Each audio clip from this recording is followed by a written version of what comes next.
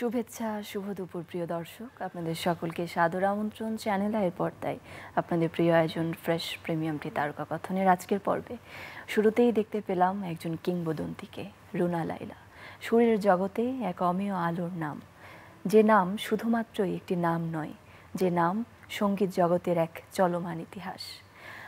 18টিরও বেশি ভাষায় 10,000-এরও বেশি গানে কণ্ঠ দিয়েছেন যিনি, যে কণ্ঠে উপমহাদেশ ছাড়িয়ে গিয়েছে, যে কণ্ঠ 60 বছর ধরে মুগ্ধ করছে আমাদের সকলকে। তার জন্মদিনে আমরা সকলে ভীষণ রকম আনন্দিত, ভীষণ রকম পুলকিত।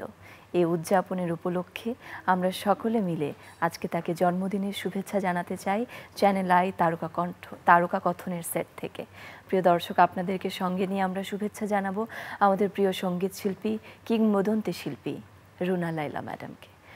আমাদের সঙ্গে আজ তারকা কথনের সেটে উপস্থিত আছেন সঙ্গীতেরই আরও দুজন মানুষ, যারা সঙ্গীত জগতে আলোকিত হয়েছেন নিজেরাও, এবং একই সাথে রুনা লায়লা হয়েছেন অনুপ্রেরণার এক নাম। প্রিয় দর্শক, পরিচিত হয়ে নিয়ে আজকের আমাদের অতিথিদের সঙ্গে শুরুতেই আমরা পরিচিত হব আমাদের আরও একজন প্রিয় সঙ্গীত শিল্পী রফিকুল আলম, এবং আমাদের সঙ্গে রয়েছেন আমাদের প্রজন্মের প্রতিশ্রুতিশীল আরও একজন সঙ্গীত শিল্পী, আমার ভীষণ প্রিয় লুইপা। স্বাগত আপনাদের দুজনকেই। এবং আজকে আসলে আমরা সকলেই ভীষণ রকম আনন্দিত, কেননা আজকে আমাদের কিংবদন্তি শিল্পী রুনা লায়লার জন্মদিন। তাকে আবারও জন্মদিনের শুভেচ্ছা জানাতে চাই এবং তার সম্পর্কে আপনাদের কাছ থেকে জানতে চাই আজকের দিনে রুনা লায়লার জন্মদিনে। শুরুতেই রফিকুল আলম, কি বলবেন? নাকি তুমি আগে বলবে? আপনি বলবেন অবশ্যই। আচ্ছা, হয় কি, পৃথিবীর সমস্ত সমাজে লক্ষ্য করে থাকবে যে কিছু কিছু প্রতিভা জন্মগ্রহণ করে, ওটাকে ঠিক জন্মগ্রহণ বলা যায় না। হ্যাঁ, যেটা বলা হয় না যে কিছু কিছু জাতক পৃথিবীতে আবির্ভূত হয়, তো এবং তাদের সম্পর্কে ব্যাখ্যা দিতে গিয়ে কিংবা তাদের সম্পর্কে বলতে গিয়ে উপযুক্ত ভাষা পাওয়া যায় না। যেমন আমি যে একটা উপমা, প্রতিভাধর মানুষদের জন্য একটা উপমা সবসময় দেওয়া হয় যে সাগরের কোনো বিশ্লেষণ হয় না, সাগরের কোনো উপমা হয় না, চাঁদের কোনো সংজ্ঞা হয় না। এই ধরনের কথা রুনা লায়লা সম্পর্কে, শ্রদ্ধেয় রুনা লায়লা সম্পর্কে বললে পারে খুব অতিউক্তি হবে কিংবা মনে হবে যেন বাচালতা হবে, কিন্তু কথাটা সত্যি। আমাদের মতো একটা ছোট্ট দেশে এত বড় একজন প্রতিভা জন্মগ্রহণ করেছেন এবং আমাদেরকে শুধু সঙ্গীত নয়, সংস্কৃতির ক্ষেত্রে যে অবদান রেখেছে সেটা কিন্তু আমাদের চিরকাল, আমাদের জন্মান্তরের মানুষ মনে রাখবে। এটা শুধু তার কণ্ঠ নয়, তার যে অবদান, যেমন ধরো বাঙালি একজন, বাংলা ভাষাভাষী একজন মানুষ গানের মাধ্যমে আন্তর্জাতিক হয়ে উঠেছেন, এরকম ব্যক্তি কিন্তু খুব কম আছে।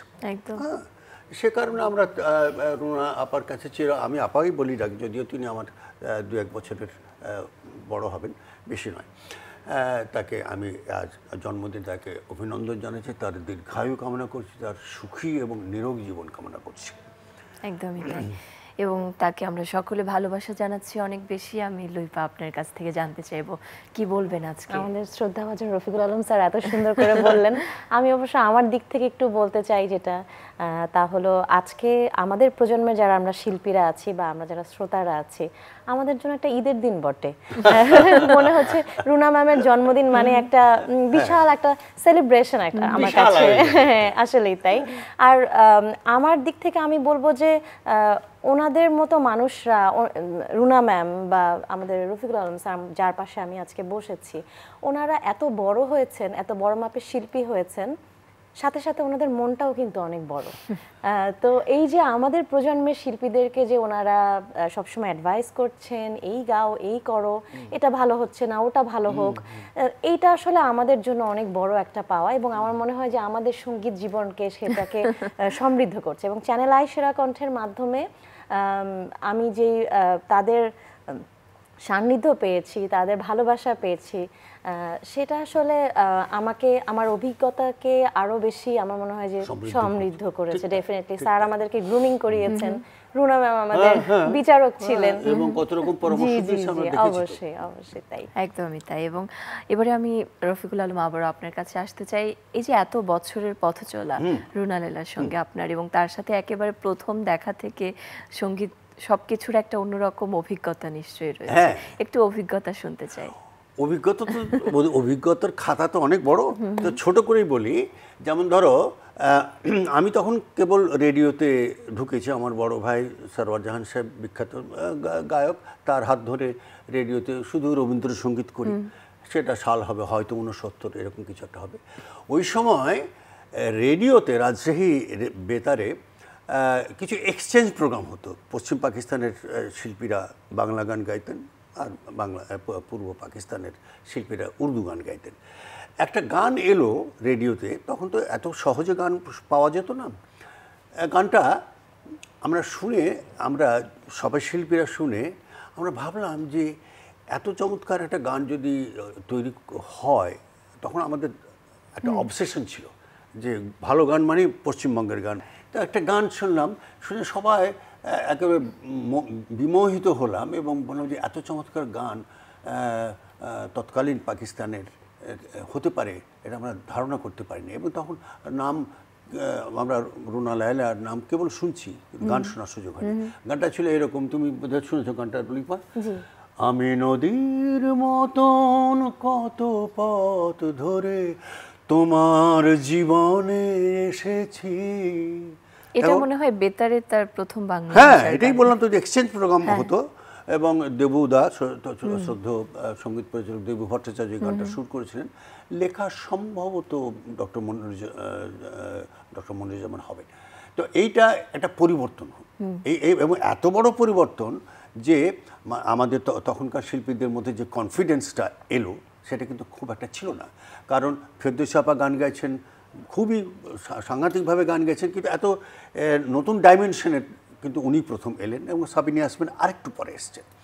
যে কারণে রুনা লায়লার প্রতি, আমি শ্রদ্ধা রুনা লায়লার প্রতি আমি চিরকাল ঋণী থাকবো যে আমাদের তখনকার প্রজন্মের শিল্পের, নতুন প্রজন্মের শিল্পীদের মধ্যে একটা আস্থা তৈরি হয়েছিল এই গানটা শোনার পর।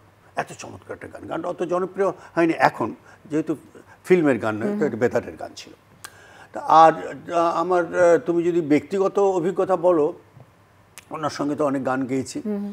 একটা গান মনে পড়ছে, দ্বৈত গান করেছিলাম, ছায়াছবির নাম বোধহয় বিশের বাঁশি হবে, এরকম কিছু একটা, আলাউদ্দিন আলীর সুর এবং গাজী ভাইয়ের লেখা। গানটা এরকম খুব মজার গান, খুব উনি আমাকে প্রচণ্ড সাহায্য করেছিলেন গান গাইতে গাইতে।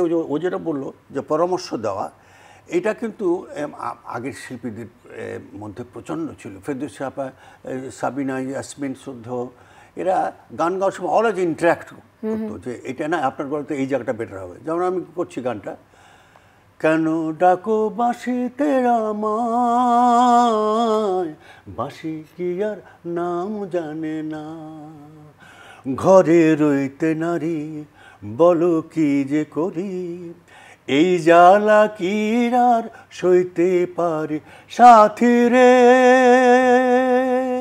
ও সাথী।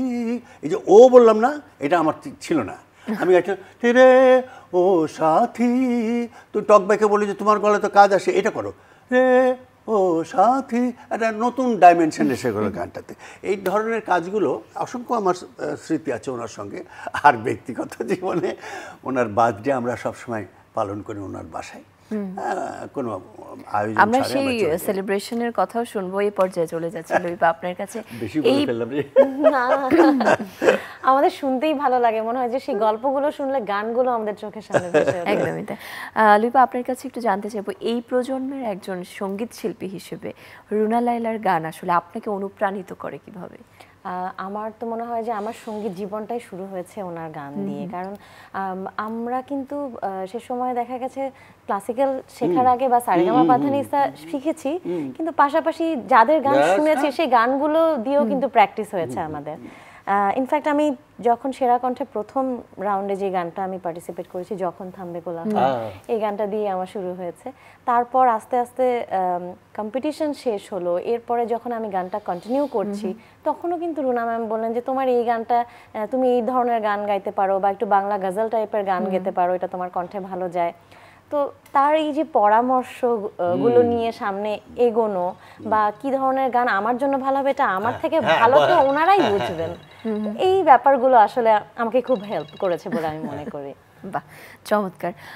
রুনালিলা ম্যাডামের কথা বলতে আসলে তো এত ভার্সেটাইল তার গান, চলচ্চিত্রের গান থেকে পপ, গজল থেকে শুরু করে মানে সব ধরনের গানই তার যে অবাধ বিচরণ, এই বিচরণ আসলে আমাদেরকে অনেক বেশি অনুপ্রাণিত করে। কিন্তু আমি জানতে চাইবো রফিকুল আলম, আপনার কাছে তার গাওয়া কোন ধরনের গান বেশি সুইটেবল বলে মনে হয়? দেখো, এরকম আমরা যে বলি না যে ভার্সেটিলিটি একটা একমাত্র বোধ হয় সাবিনা, ইয়াসমিন এবং আরও আমাদের জুনিয়র যারা আছেন তাদের ক্ষেত্রে প্রযোজ্য হয়। কিন্তু ভার্সেটিলিটিটা বোধহয় শব্দ, অর্থাৎ বিভিন্ন দিকে দক্ষতা, এটা কিন্তু সত্যি সত্যি রুনা আপা সব থেকে বেশি। এবং দেখবে ওর গজল টাইপের যখন গান হয় তখন মনে হয় যেন উনি গজলেরই শিল্পী একজন। হ্যাঁ, আর ফিল্মিক গানগুলোতে একটা ফিল্মিক নোট লাগানো, ও তো আনপ্যারালাল, স্ট্যাকাটো নোট লাগানো, হ্যাঁ হ্যাঁ, সরাসরি নোট লাগানো, গ্লাইড নোট লাগানো। হ্যাঁ, আবার যখন আমরা আমি আশ্চর্য হলাম, আমি একটা গান গেয়েছিলাম, আমার গানটা এখন মনে পড়ছে না, আলাউদ্দিন আলীর শুধু কীর্তনাঙ্গ। কীর্তন তো ওনার ভেতরে থাকার কথা না, কারণ তিনি আজীবন মানুষ হয়েছেন, যদিও তার পূর্বপুরুষ রাজশাহীর মানুষ, কিন্তু তারা মানুষ হয়েছেন পশ্চিম পাকিস্তানের সেই আবহতে। সেখানে কীর্তনের সুর তো আসার কোনো সুযোগই নেই। সেই কীর্তনাঙ্গের একটা গান গাইলাম, মনে হলো যে হিন্দু সম্প্রদায়ের মানুষরা যে কীর্তন গায় তার থেকে অনেক বেশি ভালো গাইল। এইটা কিন্তু একটা বিরল একটা যোগ্যতা।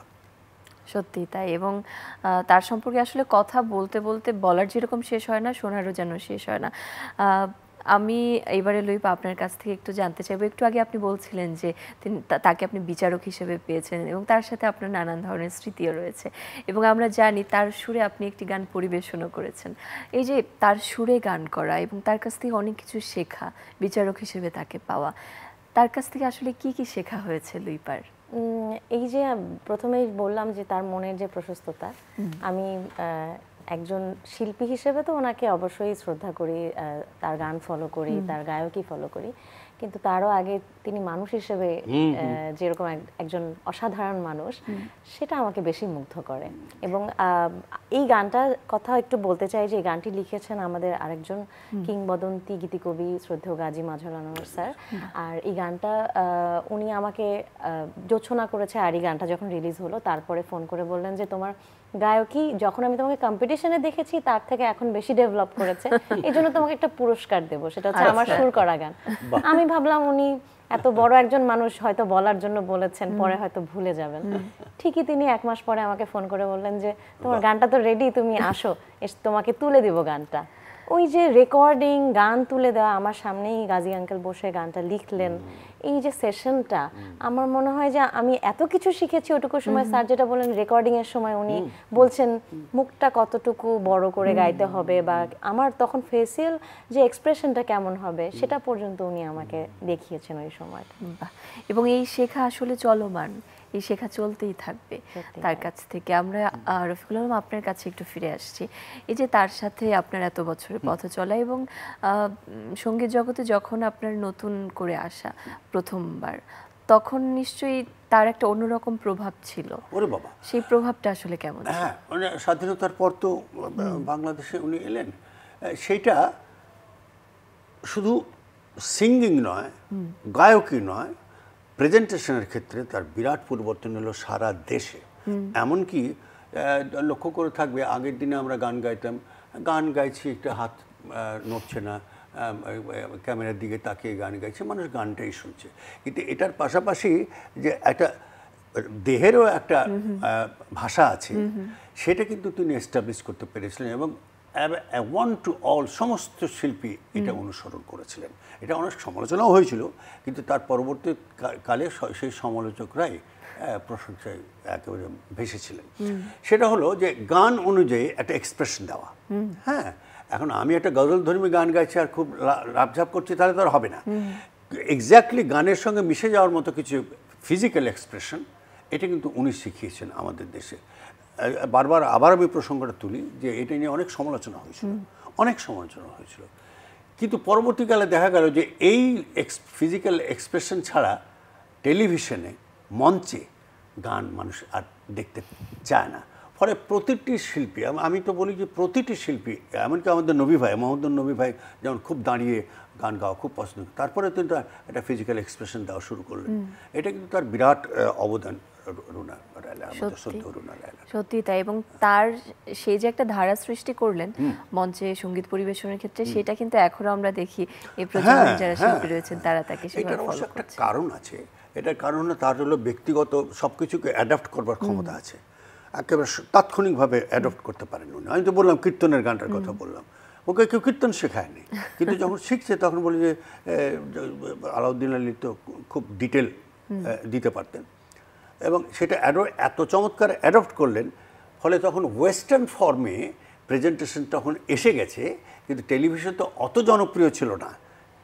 টেলিভিশনের মাধ্যমে ওই ওয়েস্টার্ন এক্সপ্রেশনটা তিনি বাংলা গানে এবং ওরিয়েন্টাল গানে আনতে পেরেছিলেন। লিপা, আবারও আপনার কাছে ফিরে আসছি।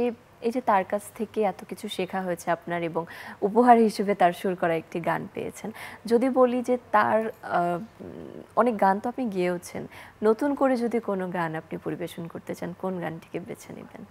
নতুন করে যদি বলি, যে গানটি খুব কম গাওয়া হয়েছে কিন্তু খুব পছন্দের একটা গান, সেই গানটি হচ্ছে 2020-এ তো ওনার জন্মদিনে আমার এই গানটা এলো, তার পরের বছর 21-এ ওনার জন্মদিনে ওনার নতুন একটা নিজের সুর করা গান এসেছিল। সেই গানটা হচ্ছে ফেরাতে পারিনি আর তোমাকে। আমরা কি ছোট্ট করে গানটা শুনবো কি?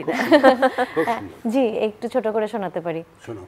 ফেরাতে পারিনি আর তোমাকে এ ভালোবাসায়, ফেরাতে পারিনি আর তোমাকে এ ভালোবাসায়, তবুও ফেরানো পথে রয়েছি আশায় আশায়, ফেরাতে পারিনি আর তোমাকে এ ভালোবাসায়। ভেরি গুড, চমৎকার। আসলে গানগুলি এত সুন্দর, এত মুগ্ধকর একটি গান, এবং এই গানগুলি আসলে সে কারণেই মনে হয় এত বেশি মানুষের হৃদয়ে পৌঁছে যেতে পারে। রফিকুল আলম, আপনার কাছে জানতে চাইবো, এই যে শিল্পী হিসেবে তিনি তো কিংবদন্তি, এই বিষয় নিয়ে তো আমরা অনেক কিছু শুনলাম, এই যে ব্যক্তি হিসেবেও তার কাছ থেকে অনেক কিছু জানার, অনেক কিছু শেখার, এ প্রসঙ্গেও আপনি একটু করে বলছিলেন, এবং তার সাথে তো আপনার অনেক ধরনের আমার আবিদা, এটা আমাদের একটা খুব ভালো সম্পর্ক।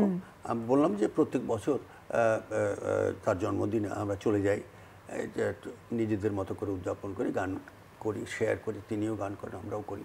এবছর হয়তো হবে না অন্য কারণে, ব্যক্তিগত কারণে আমাদের। তো হয় কি, উনি কিন্তু একটা বিশাল একটা তার আরেকটা গুণাবলী আলোচনা হয় না, সেটা হলো দেখো, একজন প্রতিভাধর মানুষ, বড় গোলাম আলী খাঁ সাহেব, ধরো আমি উদাহরণ দিচ্ছি, আমির খাঁ সাহেব, এদের ভেতরে ভীষণ দম্ভ ছিল।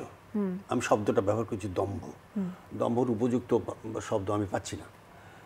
এই দম্ভ আর গর্বের মধ্যে পার্থক্য আছে। হ্যাঁ, এই রুনা লায়লা আমাদের শ্রদ্ধা গায়িকা, তার মধ্যে যে দম্ভটা ছিল, সেটা দম্ভ নয়, সেটা ছিল গর্ব। একটা প্রতিভাধর মানুষের ভেতরে যদি গর্ব না থাকে, তাহলে সে প্রতিভাবান নয়। গর্ব থাকতেই হবে, সে তার প্রকাশটা দম্ভ যেন না হয়। এইটা কিন্তু ওনার বিরাট গুণ, এবং তার একটা স্বাতন্ত্র্য রক্ষা করবার একটা বিল্ট ইন একটা শক্তি আছে।